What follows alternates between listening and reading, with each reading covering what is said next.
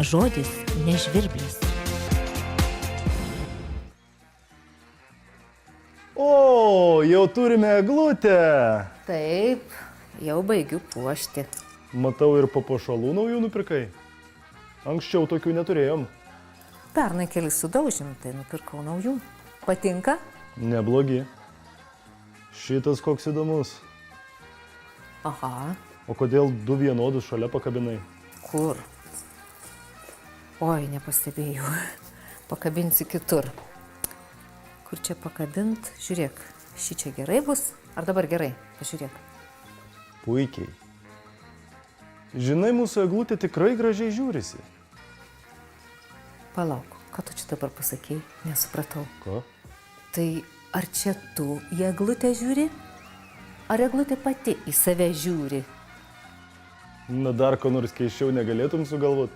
Kaip gali eglutė į save žiūrėti? Tai kodėl tada sakai, kad ji gražiai žiūrisi? Juk sangražinė forma nevartotina, jeigu veiksmas negali vykti savaime. Pavyzdžiui, aktoriai spektaklyje ne gražiai žiūrisi, labai dažnai girdžiu taip sakant, o į juos gražu žiūrėti, miela žiūrėti, jie gražiai atrodo. Arba nauji svetainės baldai.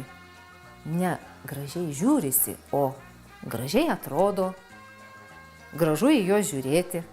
Tai tada ir mūsų eglutė ne gražiai žiūrisi, o gražiai atrodo, į ją gražu žiūrėti. Taip, sangražinė forma šiuo atveju netinka. Visai kas kita, jei kokį nors veiksmą atlieka pats veikėjas. Pavyzdžiui, tu ryte pats keliesi, prausiesi, šukuojasi, rengiesi. Na gerai, įtikinai mane. Beje, žmonės daro ir daugiau panašių klaidų. Na, pavyzdžiui, žodyje žąsis nosinė nerašosi, o rašoma angliški žodžiai. Nesunkiau tariasi, o sunkiau tariami. Knyga nelengvai skaitosi, lengvai skaitom arba ją lengva skaityti. Logiška. Juk ne pati skaitosi, o mes ją skaitome. Na, jeigu jau tau viskas aišku, tai gal gali man šiek tiek padėti? Kuo? Aha, noriu pakabinti lemputes ant eglutės.